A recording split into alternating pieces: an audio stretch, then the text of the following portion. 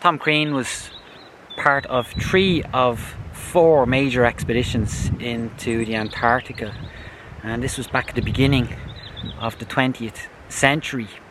The 3 expeditions he was part of were called the Discovery Expedition, Terra Nova and Endurance. These were very famous expeditions, and they were led by very famous men, namely Captain Scott and Ernest Shackleton. The thing is, everyone knows about Scott and Shackleton, but not so much Tom Crean.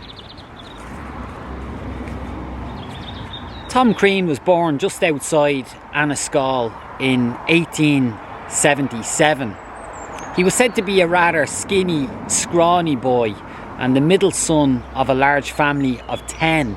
His education was minimal, and at the age of 15 he did what thousands of young Irish did. He enlisted in the Royal Navy and he worked his way up in the Navy. He spent 8 years working as what's called a blue jacket, but it was just a job to Crean.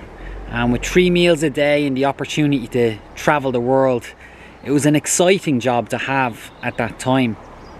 He worked on many ships throughout his time in the Navy, and in 1901 he happened to be stationed in the Pacific Fleet when Britain was sending the first exploration ships to the interior of the Antarctic.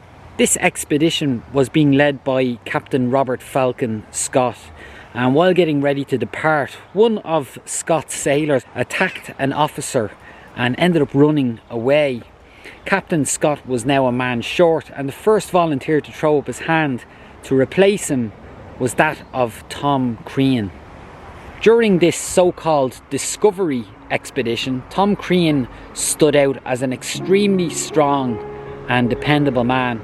I mean, he really stood out amongst the many, and so much so that after the expedition, Captain Scott took a year off to write a book. And when he returned for his next expedition, one of the first men he recruited was Tom Crean as a petty officer. They were never apart from this moment on, and until Captain Scott famously died at the South Pole in 1912. He also served alongside Ernest Shackleton, and he's the only man to have served alongside both Scott and Shackleton, who did not like each other.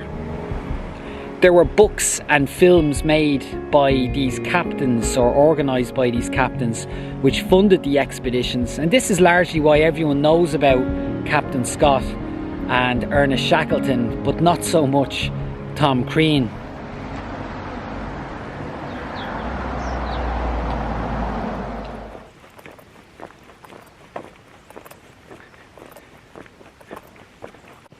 Probably the most heroic story about Tom Crean took place on the Terra Nova expedition, and this was the expedition on which Captain Scott famously died at the South Pole. And this is also perhaps the reason why people at that time, or even now, have yet to hear the story of Tom Crean.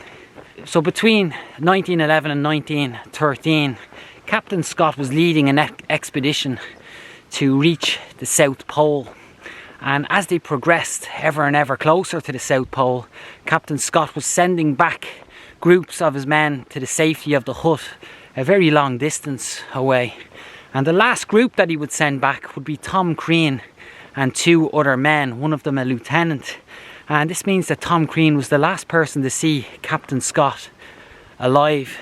Now, Captain Scott, as I said, would die on his way to the South Pole, or at the South Pole, but Tom Crean and his men had to walk back more than 750 miles to the hut. During that walk, one of the men fell very ill due to scurvy, and so the other 2 men had to carry him on a sled. And when they reached within 50 kilometers of their base camp, 2 of the men could no longer walk, and so Tom Crean volunteered to walk the rest of the way, 50 kilometers on his own, and a search party was then sent out to rescue the 2 of the men. One of them survived. His name was Evans. He went on to become an admiral in the Navy. He went on to write several books, and one of them was dedicated to Tom Crean.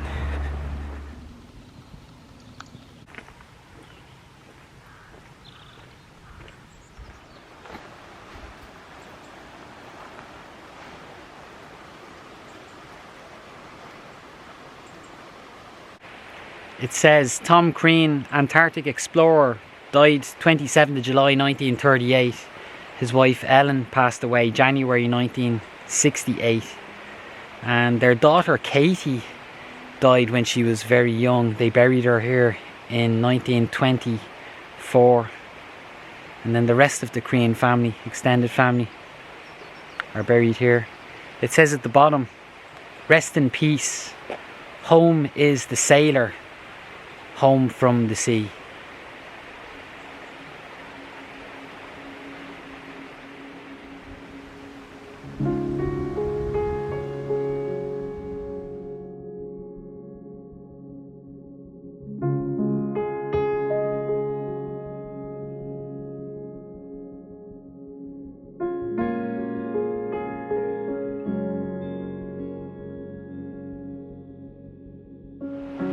In 1927, Tom Crean returned here to Anniscall, purchased this building and opened the South Pole pub. He lived here with his wife Ellen Herlihy and their 3 daughters, and he ran this pub for the next decade until he passed away. He died due to a burst appendix, which, although is a serious condition, is a relatively routine operation to fix nowadays. So very sad that he would die in this way, having pushed through so much hardship and struggles.